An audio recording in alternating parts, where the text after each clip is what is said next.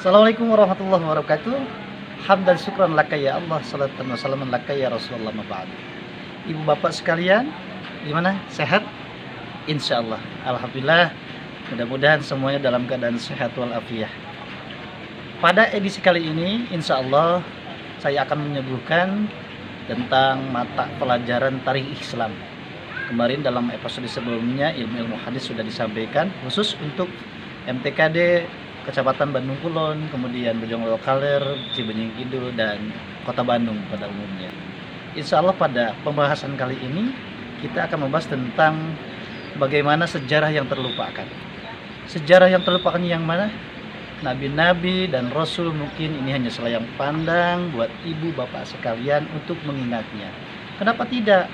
Karena seluruh makhluk termasuk manusia banyak yang menjadi manusia pilihan, termasuk menurut para ahli sejarah bahwa jumlah para nabi itu berjumlah 124.000.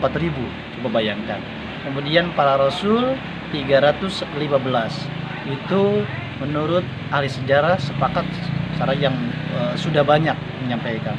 Nah, pada kesempatan kali ini kita akan menggarap tentang nabi-nabi atau rasul yang termasuk ulul azmi. Sebagaimana yang termaktub dalam Al-Quran surat Al-Ahqaf ayat 35, itu dijelaskan bahwa ada nabi dan rasul-rasul itu termasuk nabi rasul ulul azmi. Yang satu pertama Nabi Nuh alaihissalam, kemudian yang kedua Nabi Ibrahim alaihissalam, yang ketiga Nabi Musa alaihissalam, yang keempat Nabi Isa alaihissalam, yang terakhir Nabi Muhammad sallallahu alaihi wasallam. Pada edisi yang pertama ini kita akan mencoba mengenalkan, ini hanya ringkasannya saja, sejarah-sejarah khususnya Nabi Rasul Ulul Azmi. Yang pertama yaitu tarikh Islam, yaitu subnya adalah sejarah perjalanan kehidupan perjalanan kerasulan Nabi Nuh alaihi salam. Insyaallah nanti kita akan lanjutkan lagi sejenak. Baik, terima kasih. Baik ibu bapak sekalian, kita akan lanjutkan. Yang pertama adalah ringkasan sejarah tentang Nabi Ulul Azmi. Yang pertama adalah Nabi Nuh alaihissalam. Nabi Nuh alaihissalam merupakan nabi yang ketiga setelah Nabi Adam dan Nabi Idris.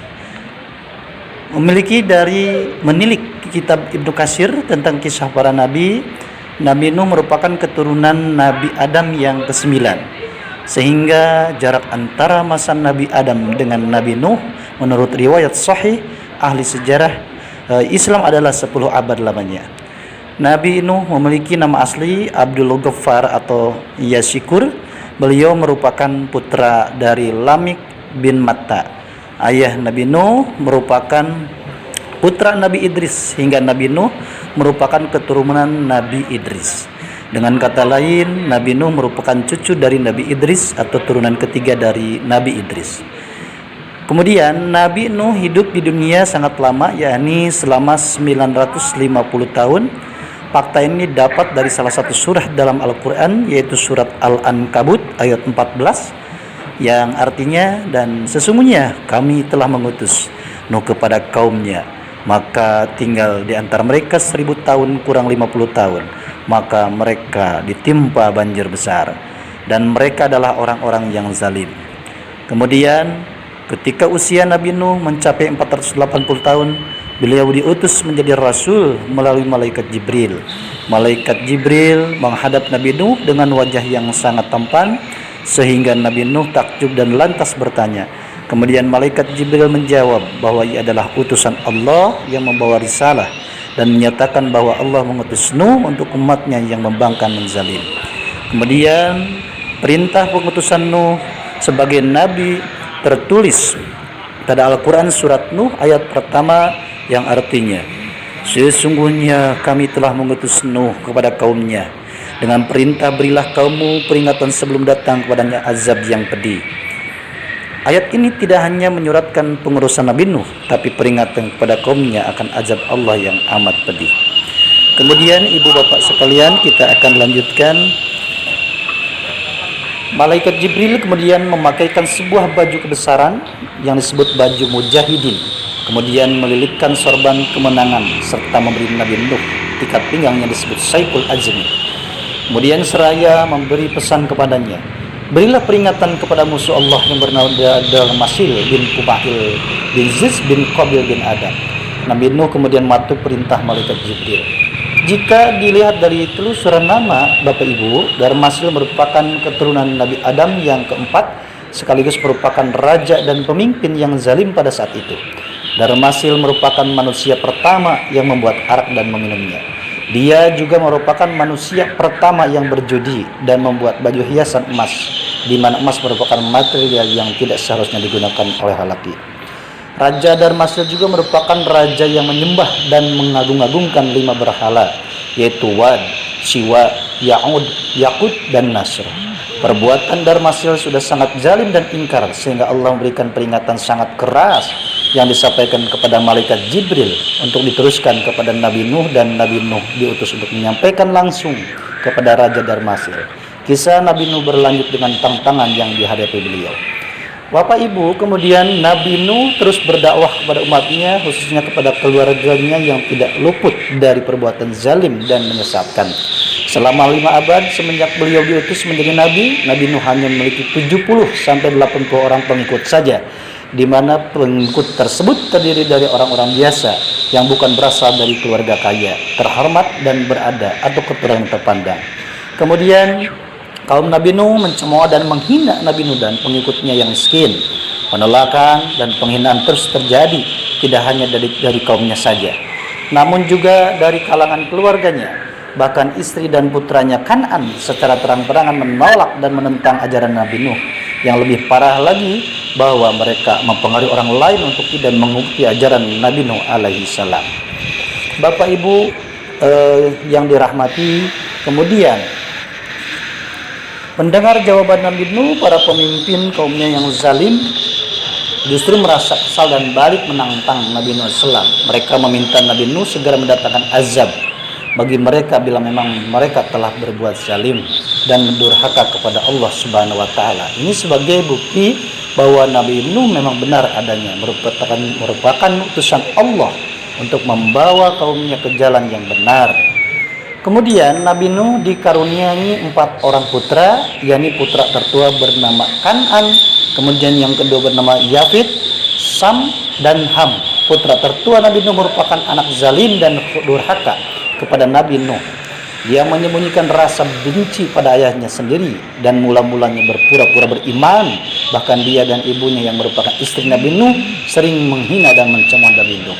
Sebelum azab Allah yang amat pedih dan berat ditimpakan pada kaum Nuh berupa banjir bandang yang menenggelamkan dunia, memberikan petunjuk sekaligus mukjizat kepada Nabi Nuh, yaitu diperintahkannya oleh Allah Subhanahu wa taala untuk membangun sebuah bahtera yang sangat besar dan kuat, bahtera yang mampu menampung pengikut dari kaum Nuh yang taat dan beriman kepada Allah Subhanahu wa taala. Kisah Nabi Nuh bagian ini memberitahu kita tentang seberapa peduli Allah SWT kepada umatnya.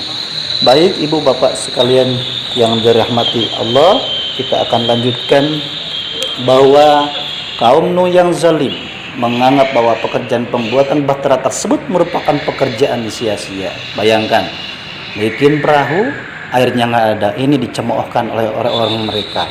Mereka menganggap gila kepada Nuh alaihi salam. Menurut Ibu Abbas, seorang taib yang memiliki pengetahuan yang amat luas menyatakan bahwa bahtera Nuh atau kapal Nuh ini memiliki ukuran panjang seluas 1.200 hasta atau sekitar 550 meter dan lebar 600 hasta dan sekitar 275 meter. Bahtera tersebut terdiri dari 3 tingkat, yakni tingkat pertama diperuntukkan khusus untuk hewan-hewan, tingkat kedua untuk pengikut Nabi Nuh, dan tingkat ketiga untuk bangsa burung. Kemudian menurut beberapa riwayat, hewan yang pertama kali dinaikkan adalah sepasang burung kakak tua, sedangkan hewan terakhir yang dinaikkan adalah sepasang keledai. Diceritakan pula bahwa di pundak keledai, iblis ikut bergelantungan agar bisa masuk ke dalam bahtera Nuh dan mengganggu umat Nabi yang taat agar tidak masuk ke dalam. Peristiwa ini tertulis dalam Al-Quran surah Hud ayat 40. Istri dan putra Nabi Nuh Kan'an tidak beriman, bahkan turut serta mencemoohkan bahtera. Hanya ada sekitar 80 orang mukmin yang masuk ke dalam bahtera. dengan kuasanya Allah telah mengatur segalanya, sehingga agar hewan ternak tidak dimangsa oleh hewan buas, Allah menurunkan demam kepada hewan buas tersebut dengan naluri buasnya turun. Baik ibu bapak sekalian, ini yang terakhir barangkali dari cerita ringkasan Nabi Nuh alaihi salam. Nanti dari putra-putra Nabi Nuh alaihissalam yang ketiga yang ikut masuk ke dalam bahtera Nabi Nuh, yaitu Yapit, Sam dan Ham, yang memiliki keturunan, hingga didapatkan kesimpulan bahwa seluruh umat manusia di muka bumi sekarang ini merupakan keturunan anak Nabi Nuh yang terbagi menjadi 3 turunan. Yapit melahirkan keturunan bangsa Rum atau Romawi dan kini berkembang pesat menjadi bangsa Eropa. Sam dan keturunannya yang merupakan asal usul lahirnya bangsa Arab yang kini mendominasi wilayah Arab dan Timur Tengah di benua Asia Barat. Serta putra terakhir yaitu Ham menghasilkan keturunan bangsa Habasyah yang kini merupakan keturunan bangsa Afrika yang mendiami wilayah benua Afrika. Itu barangkali kesimpulan daripada tarikh Islam sejarah Nabi Ulul Azmi yang pertama, yaitu Nabi Nuh alaihissalam. Semoga kita bisa mengambil pelajaran ketika perjuangan dakwah yang begitu luar biasanya mendapat tantangan, maka Nabi Nuh termasuk Ulul Azmi mempunyai ketabahan hati, kerendahan diri, sehingga mampu menghadapi rintangan dan tantangan tersebut. Allah Subhanahu wa ta'ala memasukkannya Nabi Nuh alaihissalam sebagai nabi termasuk Nabi Ulul Azmi. Terima kasih, semoga bermanfaat di edisi yang selanjutnya. Jangan lupa like dan subscribe kalau memang bisa, kalau dan boleh. Nanti lanjutkan kembali dalam edisi selanjutnya. Terima kasih. Assalamualaikum warahmatullahi wabarakatuh.